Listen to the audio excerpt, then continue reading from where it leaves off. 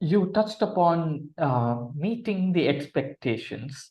So, could you tell us the challenges involved in it, the unrealistic expectations that we come across, and how do we set expectations? Uh, could you tell us more about it?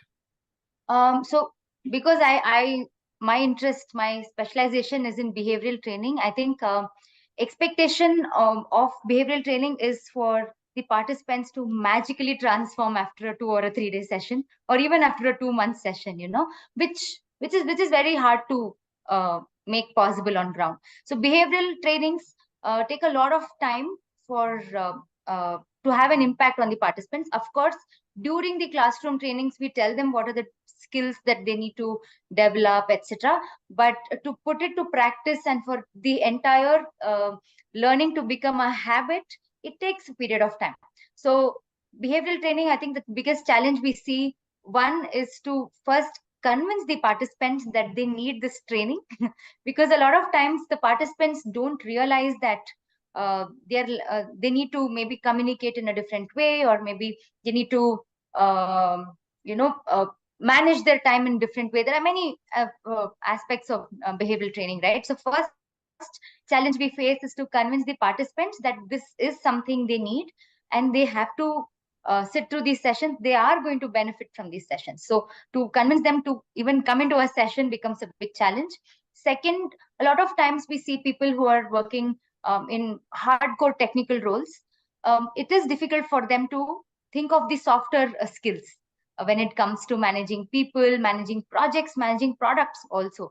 So it takes some time for us to let them know. So I think what we do, at least in the first 15 minutes of the session, we at least I make it a point to let them know what's in it for them, the entire session. Why are they sitting through, and what is it that they will be able to learn at the end of the session? So when we define that in the first few minutes, we see the interest level of the participant already automatically increases, and they do pay attention in the sessions. And especially now, post COVID, a lot of sessions also happen virtual.